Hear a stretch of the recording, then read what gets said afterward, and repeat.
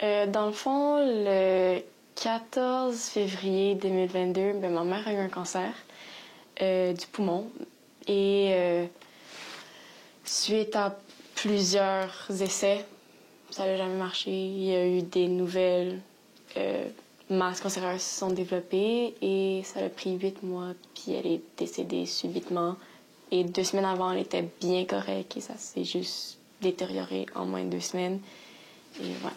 Oui, donc le 12 avril 2020, mon père est décédé subitement. Il allait très bien, en bonne santé, et vers les alentours de midi, il a commencé à mal se sentir et il est décédé.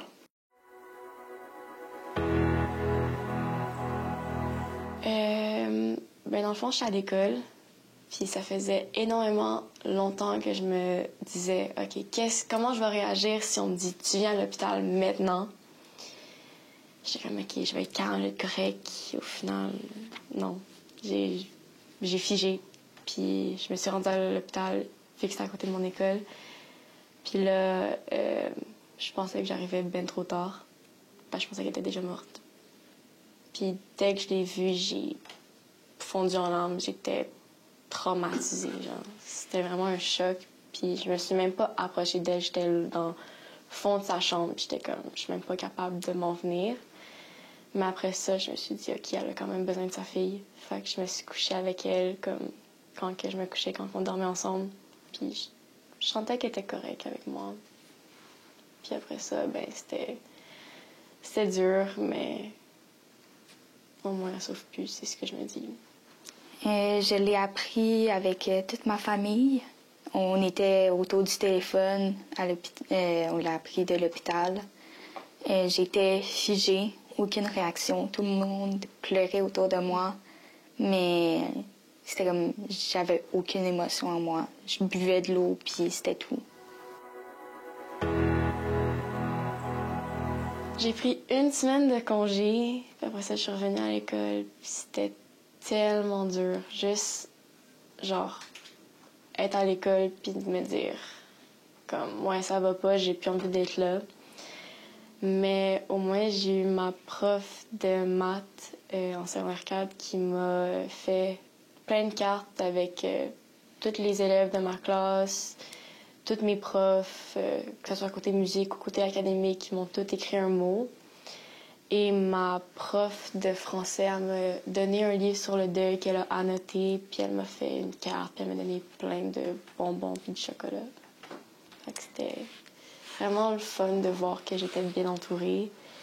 Puis ça me réconfortait aussi parce que encore à ce jour, je lis encore les cartes quand ça va pas bien. Très difficile parce que j'étais en Zoom. Donc, c'était difficile. J'avais pas mes amis autour de moi, j'avais pas mes professeurs pour m'appuyer. Même s'ils voulaient m'appuyer, ils pouvaient pas vraiment à distance. Donc, ça a été très difficile, mais j'ai quand même eu le support de mon école au meilleur de leur capacité.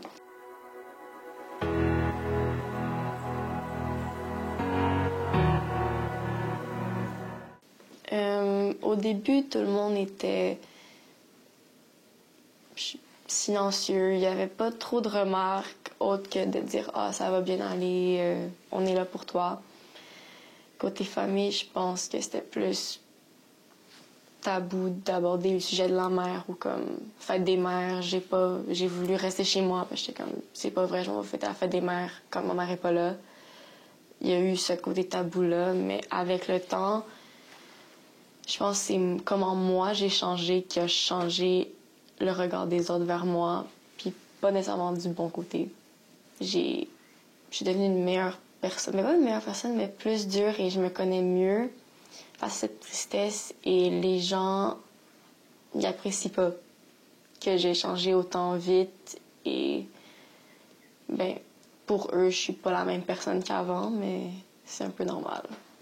Non, contrairement à certaines personnes dans ma famille, c'était vraiment pas tabou. On parlait de mon père comme si de rien n'était. C'était vraiment naturel de parler de mon père. Donc, il y avait aucun tabou dans ma famille. Ça me faisait tellement de bien là, de parler de mon père comme s'il était encore là, ça me permettait de vivre mes émotions vraiment à 100%.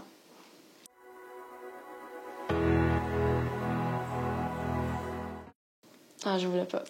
J'ai détesté. J'étais comme, c'est pas vrai, j'en vais chercher de l'aide. Là, je suis allée chercher de l'aide avec une psychologue au privé. Ça marchait pas. Il y avait rien. Puis, fait que là, pendant un méchant bout, je voyais plus personne. Puis, j'étais comme, ah, c'est correct, je gère mes émotions toute seule. Je suis bien bonne. Puis, au final, ben, j'ai remarqué que je gérais pas pantoute. Puis, c'est là que mon beau-père a dit, OK, je vais t'arranger ça. Puis, il a trouvé des jeunesses. Puis, ça a été la meilleure chose qu'il a pu faire parce que, honnêtement, chaque fois que je vais à une rencontre, j'ai comme hâte. Puis, quand je quitte, je suis comme, ça fait tellement du bien. C'est une connexion que j'ai pas nécessairement avec tous les autres spécialistes. Puis ça fait du bien d'être comprise et d'être écoutée enfin. Ouf.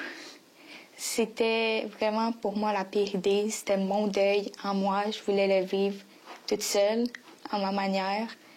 Mais j'ai réalisé plus tard que aller chercher de l'aide, c'était la meilleure chose que je pouvais faire pour moi.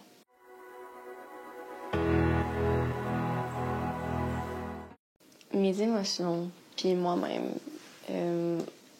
les émotions qu'on vit sont totalement normales. Même si ça prend énormément de temps, c'est une chose normale. Puis le deuil, ça prend plusieurs années. C'est comme un gros processus, c'est une montagne russe. Il y a des hauts et des bas. Puis je me découvre, moi,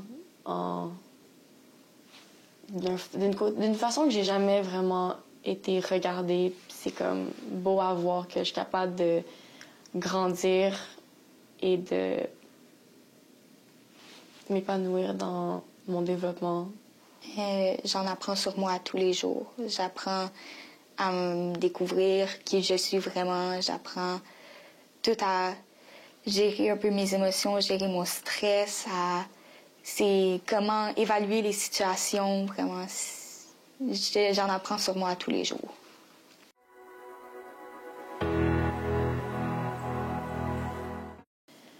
Ben, écrire.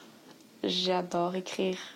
Même si des petits mots comme un peu qui ont aucun sens pour quelqu'un qui va le lire, mais moi, je sais que ça a totalement un sens à mes émotions.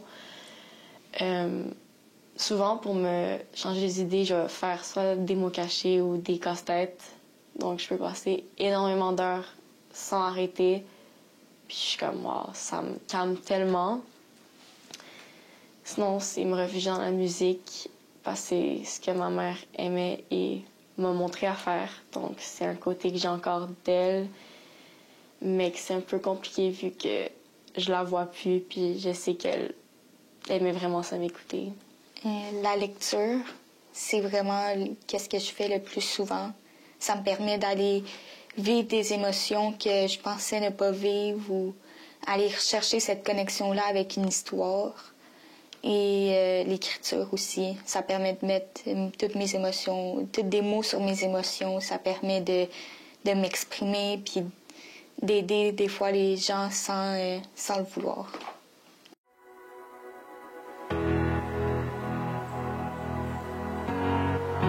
Ben, j'ai fait 2 tatous pour elle, une avec son écriture et elle avait des étoiles, fait que j'ai fait des étoiles aussi. Je porte ses bijoux, je lui parle, même si ça ne répond pas. Mais là, j'ai fait une composition en hommage à elle et c'est comme une façon de combiner 2 choses que j'aime pour elle. Rire au quotidien, c'était qu'est-ce que mon père aimait le plus faire. Rire, faire des blagues. Donc, continuer à raconter ses blagues, même s'ils sont un peu poches, puis continuer de rire à ces blagues-là, continuer de rire en famille, de parler de lui, comme s'il était encore là. C'est vraiment la façon qu'on lui a rendu hommage.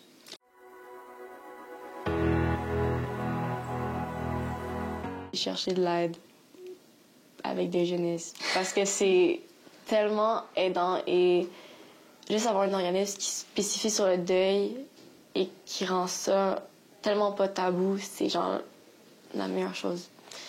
Puis, vos émotions sont très valides, peu importe qu'est-ce qu'on vous dit.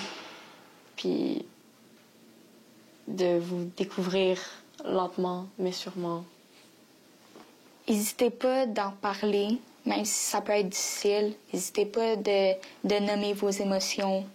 Si vous n'êtes pas prêt à aller chercher de l'aide tout de suite, mais dès que vous êtes prêt à aller en chercher, allez en chercher. Il n'y a aucun problème avec ça. Il n'y a pas de honte avec ça. C'est juste normal.